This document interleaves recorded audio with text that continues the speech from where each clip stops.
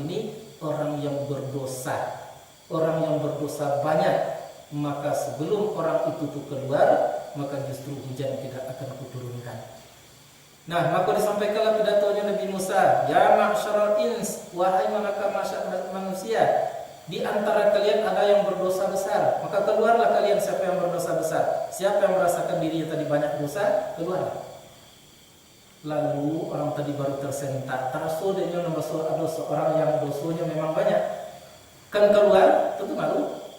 Nah, akhir-akhirnya menangis, terseduh, habis seluruh harapan kepada yang lain, tinggal hanya kepada Allah Subhanahu wa taala. Lalu hujan turun hujan. Musa pun mengatakan kepada Allah, aku penasaran ya Allah, orang yang berdosa itu tidak keluar, tidak nampak keluar.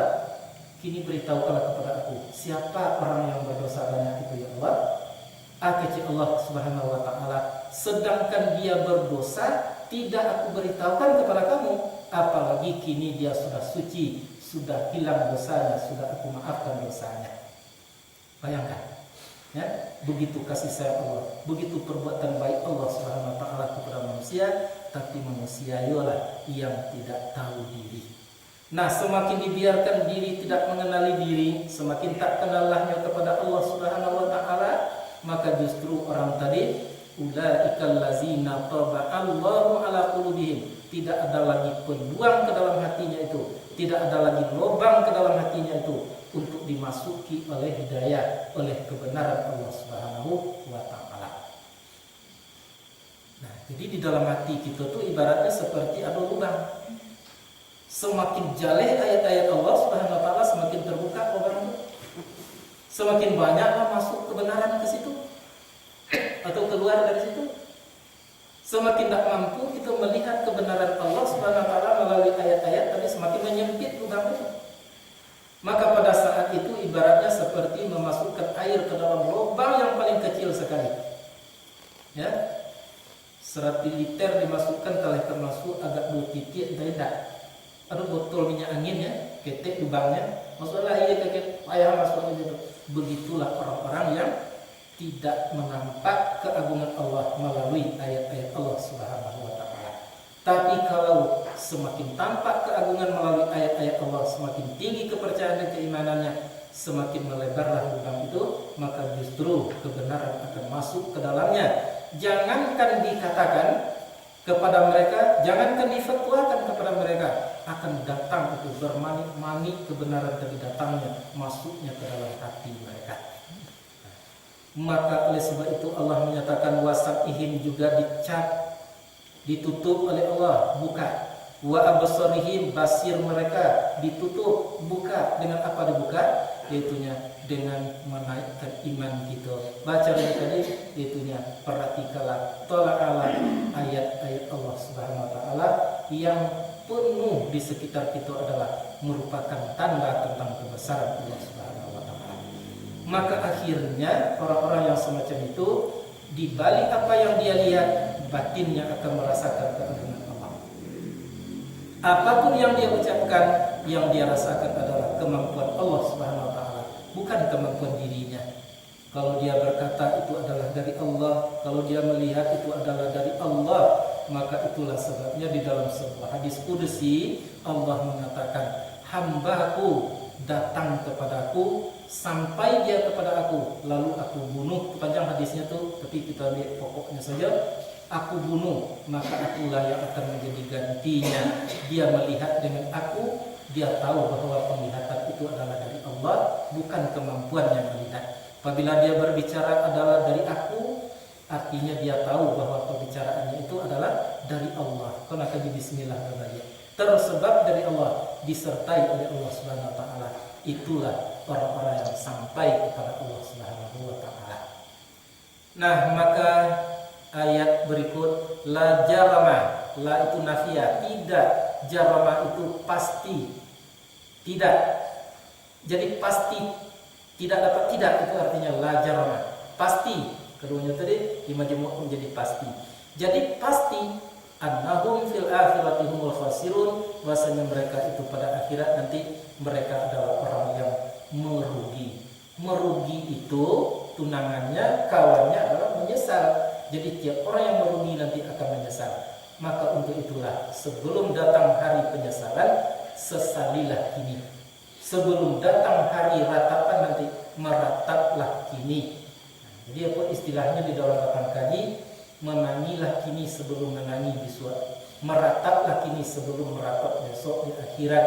Maka oleh sebab itu tidak akan mampu kita mendapatkan rasa itu sebelum kita mengenali siapa kita, siapa Allah Subhanahu wa Ta'ala. Nah, jadi bapak-bapak dan ibu-ibu yang berbahagia, memang kita mengharapkan bahwa pengajian itu harus mampu kita resapi, artinya masuk ke dalam perasaan kita apa yang kita bicarakan di dalam pengajian itu. Tahu kita hendaknya, jalin kita hendaknya, bahwa begitu pentingnya kita mendapatkan hidayah daripada Allah Subhanahu wa Ta'ala. Dan walaupun sudah diberi hidayah itu kepada seseorang misalnya, itu belum cukup. Belum cukup. Sekalipun sudah banyak diberi petunjuk itu oleh Allah Subhanahu wa Ta'ala, belum cukup. Nah, yang telah cukup barangkalinya ya hidayah diterima hanya Muhammad sallallahu alaihi wasallam. Para sahabat masih kurang, merasa kurang. Para tabi'in apa lagi? Para imam-imam apa lagi? Kalau mereka sudah merasa cukup tentang hidayah Allah, tentu dia akan berhenti untuk menjalankan agama. Apalagi orang-orang yang seperti kita. Maka keluhkanlah kepada Allah Subhanahu wa Ta'ala hanya dengan mengucapkan ihdinas siratal mustaqim siratal ladzina an'amta 'alaihim ghairil maghdubi 'alaihim waladdallin. Nah, di dalam perasaan kita baca itu diucapkan dengan lidah, tetapi kita rasakan begitu kita penting, begitu kita butuh terhadap hidayah Allah Subhanahu wa Ta'ala. Itunya Nabi Muhammad dengan mengaplikasikan pengajian. Jadi kita baca itu zikir namanya. Ihdinas siratal mustaqim itu kita baca zikir waktu. Nah, sampai kita kepada merasa bahwa butuh, tidak dapat tidak, tetapi jalan untuk mendapatkannya itu, kalau orang Minang mengecekkan itu, ya, sayo enteng, iku ada tobang nak tinggi. Begitulah kita dengan Tuhan. Yo dapat, yo ndaknya hidayah apa, tapi kemampuan kita ndak ada untuk meraih itu, karena tergantung prerogatif hak Allah Subhanahu wa Ta'ala. Bah kira-kira yang terjadi dalam batin kita. Minta terus, ihdinas siratal mustaqim, siratal ladzina an'amta 'alaihim, ghairil maghdubi 'alaihim waladdallin. Mengeluh kepada Allah, menjerit kepada Allah, batin kita terserukan kepada Allah, walaupun lidah kita sudah berhenti menyebut ihdinas siratal mustaqim, dan seterusnya. Tak sulit, mudah gitu nah.